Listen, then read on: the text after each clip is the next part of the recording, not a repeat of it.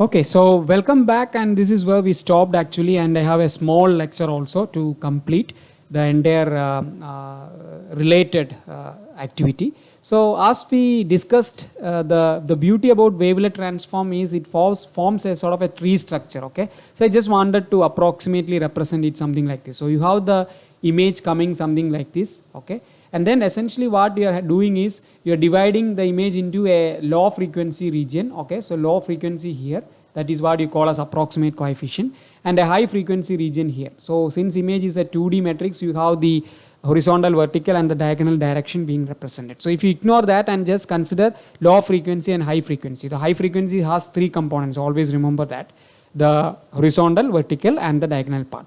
But what essentially you are again doing is this low frequency region, the approximate coefficient is again split it into low frequency and high frequency, right? So this is interesting, right? And again, as I was telling you, this high frequency you always think as horizontal, vertical and diagonal directions. Again, this low frequency is divided into low frequency and high frequency. And no wonder why people call this line, this particular line as approximate, because it keeps on approximating, right? It keeps on smoothing the image. Okay, so just think of this. Okay, so I have the image, I keep on smoothing this image, and every time I have a equivalent high pass component also, which is derived from the smoothing function itself, right? It's not really independent. You have some relation between the high pass and the low pass components. So, but in one direction you keep on smoothing, the other direction you extract the detailed or the high frequency components from this. Okay, based on this, there is this concept known as image pyramids. Okay, so I will explain this. It's a really simple concept, but very, very, very useful. I would tell you that. And next week we have a very beautiful, and you would love that application. So something known as image blending. Okay, so let's concentrate on what is this Gaussian pyramid is all about. Okay, so it is something like this. Okay, so you have an image, you do a Gaussian filtering, Gaussian smoothing basically. Okay, so low pass filtering using a Gaussian kernel, you do that, and then essentially if you smooth the image, okay, you smooth the image, you're basically sort of reducing many high frequency components. Now you don't really need to have same image size. I can downsample. You always go back and see the lecture on aliasing, right? So to prevent aliasing, what you do is you pre-filter the image so that extremely high varying components are removed, high frequency components are removed, and then you basically downsample. You follow that process. You do a Gaussian smoothing, then you downsample. Okay, that you get something like this. So once you do a smoothing and downsampling, you get something like this. On this image again, you do Gaussian filtering and then you downsample. You get something like this. This is equivalent to the wavelet concept also, where you only consider that approximate chain. Okay, you keep on smoothing the image and also scale the image down. So this is something known as pyramid. If I consider this image and this image, this may be having 128 by 128, this will be having let's say 64 by 64, this will be having 32 by 32. I can keep on coming and I can create something like a pyramid. Okay, so this is the level 0 original image, this is half the resolution of that, this is 1/4 the resolution of that, and it looks like this is ulta, right? From here to here, it looks like a pyramid as I'm showing you over here. Okay, and that is why the name Gaussian pyramid. Okay, so this is very, very interesting, because what essentially I'm doing is I'm creating a low resolution image from a high resolution image. And now you will think, oh, what is a big deal about it? There is a big deal about it, because not only this, I can do a clever operation. You can go back to one of our lectures on the sharpening aspect, or I think sharpening exactly, yeah, the sharpening aspect. What you did over there is actually you have the smooth image, right? You have a smooth image here. If you take the image, if you do display of the image at this point, you basically have a smooth image.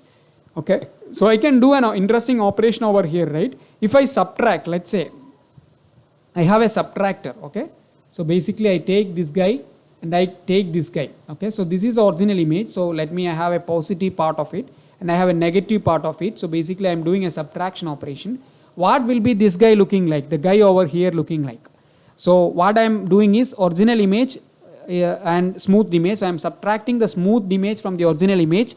That will exactly have a sharpened effect, right? We discussed that some time back. So I get a detailed component of the image. Okay, so that's exactly what I am going to do. Okay, this is very interesting. So what exactly I'm going to do is, I took the original image and subtracted the smooth image from there. I get the edges, okay, I get the details, and that's something known as Laplacian, okay, because you are, I think you remember that, okay.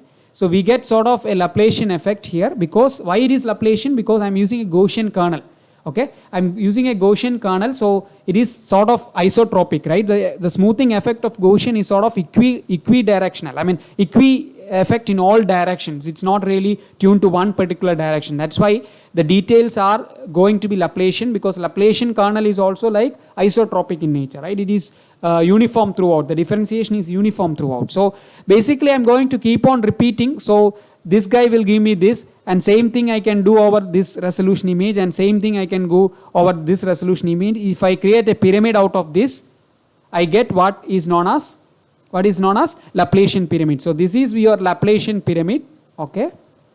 So this is your Laplacian pyramid over here, and then this is your Gaussian pyramid over here. And this is really interesting, because what essentially I have is, I created a smoothing operation, I created a sharpening operation at the same time together. And that's really interesting, because we have I'm not going to tell you the application, because we have a detailed explanation in the next week.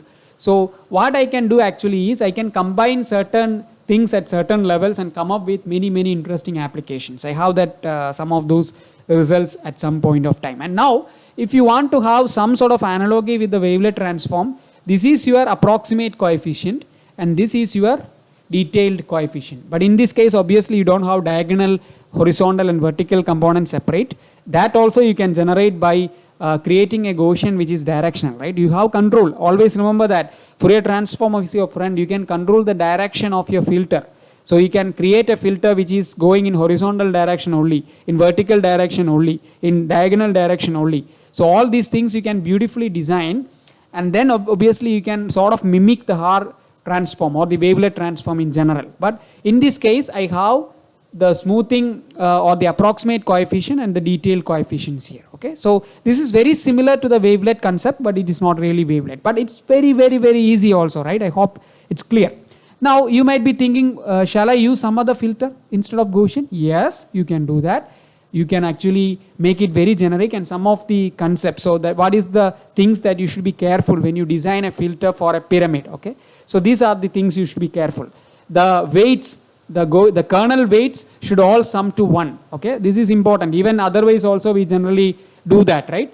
I mean, even if you design a typical filter kernel, you satisfy this expression. So this essentially makes sure that you don't have a local effect. The local mean remains same, so you don't have any artifact created by the filter. That's one important condition. Another important condition is like you should have a symmetricity. I mean, you should not have any directional effect. Okay, typically when you create a pyramid, the filter for a pyramid, Gaussian is when you create a Gaussian, it is actually should have a uniform directionality. It should be isotropic in nature. It should not have bias. It should not have bias in any direction. You have to keep it in mind. And then of course it should be unimodal. That means your center weight, the center pixel, the pixel at the center, when you design the kernel, the center pixel should have the highest weight. So you definitely have let's say 3x3 kernel like this, right?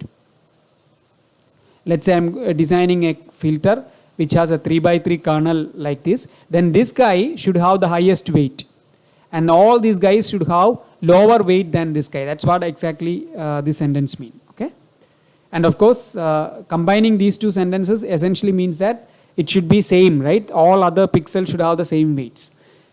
And then equal contribution. Okay, so this is also, I think these two are correlated. If you satisfy these two, I think essentially you will almost satisfy this also.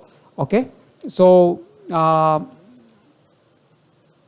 you should have equal contribution from the pixels when it, because when you do downsample, you are having one pixel representing a set of pixels, right? So they will have some sort of bias. To avoid that, you essentially satisfy the first 3 conditions, you almost satisfy the second, I mean the last condition anyway, inherently. Okay, so these 4 conditions you have to satisfy to design a filter if you are going to design a filter other than the Gaussian filter. Okay, so this question, because you can have any kernel, right? Any kernel as the low pass kernel, but these conditions have to be satisfied. And we will have some examples in the next week. Okay, so some of those examples I will take is these two. So image blending, so I have an image of an eye and a hand, I can nicely blend it without even visually feeling like there is an artifact. Similarly, here is a blended image between an apple and an orange. It has the texture of an orange and shape of an apple. Okay, so all these things you can do, you will be doing in the next week. It's a very interesting lecture because that's where you are going to start. I think we have sort of completed with all the basic aspects of image processing, all the building tools, all the nuts and two balls of image processing. Now we will start using them. Okay, so we will start using them maybe from the next lecture, and term 2 is fully fun. All these things what we discussed so far we'll be using one way or the other, and even learning new stuff in the next few weeks coming later. And then we can do image composting. So here I have not people standing, I have some images of people. Okay, so I'm going to put these guys right over in this image. So basically for that purpose also you can use image pyramids. Okay, so those applications we will discuss. And again, this is another interesting application of image composting. Okay, so with that I will wind up this week. It's a short and crisp week this week, and I'm hoping that there is no more lecture this week, and hoping to see you in the next week where we will have some applications. So we will have 2 and maybe 3 applications. 2 definitely, one on JPEG, okay, using DCT, the other one on image blending, okay, using image pyramids, and then possibly last one on image restoration. Okay, so you can restore some image which has some artifact, and that is also possible. So with that, let's wind up this week, and hope you enjoyed the lectures. And any questions as usual, please come back to me, and we'll be more than happy to actually explain and clear your doubts. Okay, thank you for listening. See you in the next week.